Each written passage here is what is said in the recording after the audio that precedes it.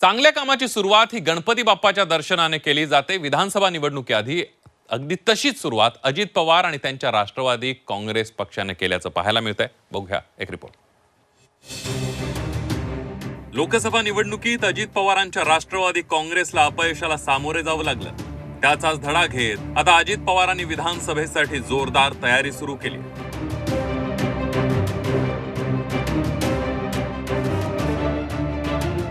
विधानसभेआधी Ajit Pawar action मोडवर आले। विधानसभेसाठी अजित पवारांची तसंच पक्षाची ब्रँडिंग आणि रणनीती तयार करण्यात आली आहे। मतदारांपर्यंत पोहोचण्यासाठी अजित पवारांनी 90 दिवसांचा प्लॅन तयार केला।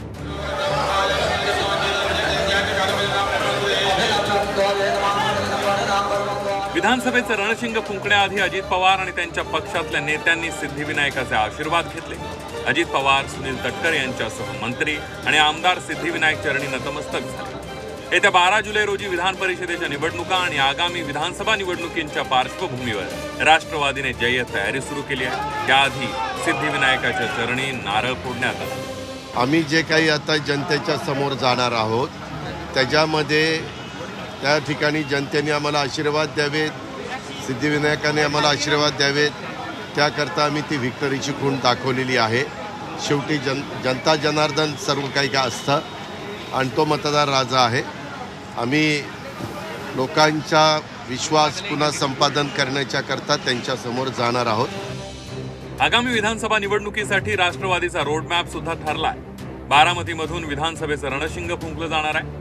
येत्या 14 जुलै रोजी बारामतीमध्ये भव्य सभेचं आयोजन करण्यात आलंय। राज्यभरातही जनसन्मान सभांचं आयोजन केलं जाणार आहे। अजित पवारांचं ब्रँडिंग केलं जाणार असून शब्दाला पक्का अजितदादा या आशयाचं कॅम्पेन राबवलं जाणार। विधानसभेसाठी राष्ट्रवादी अजित पवार गटानं काय प्लॅन केलाय त्यावर एक नजर टाकूया।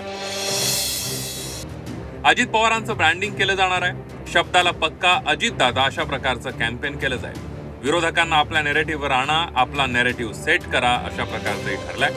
बजेटमध्ये अजित पवारांनी केलेल्या घोषणांची तळागाळापर्यंत अंमलबजावणी करा। पुढल्या 90 दिवसात विधानसभा निवडणुकीचा प्लॅन राबवला जाणार आहे। प्रत्येक आमदाराला विधानसभा निहाय जबाबदारी दिली जाणार आहे।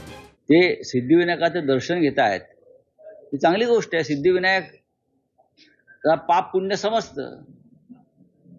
पुण्य कोण करते, पाप कोण करते, चोऱ्या लांड्याला वड्या करून कोण माझ्या दारात पुण्यात्मा व्हायला येत आहे हे सगळ्यांना कळत असताना त्याच्यामुळे ज्या प्रकारचं पाप एकनाथ शिंदे, अजित पवार या लोकांनी महाराष्ट्राच्या बाबतीत केलेलं आहे, सिद्धिविनायक कोणालाही अशा प्रकारे आशीर्वाद देत नाही। तर दुसरीकडे अजित पवार घाबरलेत म्हणून त्यांना मंदिर आठवत असल्याची टीका त्यांचे पुतणे रोहित पवारांनी केली आहे। डिझाईन बॉक्स नावाची एक कंपनी, त्याला 200 कोटी रुपयाचं कॉन्ट्रॅक्ट दिले दादांनी। अरोरा नावाची व्यक्ती आहे, ते इमेज दादांचं बदलावं यासाठी ती कंपनी तिथं काम करणार आहे। आणि पण आता कन्सल्टंटची मदत घ्यावी लागते दादांना। मग कुठेतरी भाजपचा बराच व्हायरस त्यांना लागला असं आपल्याला म्हणावं लागेल। दादाही घाबरलेत, शिंदेसाहेबही घाबरलेत, फडणवीस साहेबही घाबरलेले आहेत।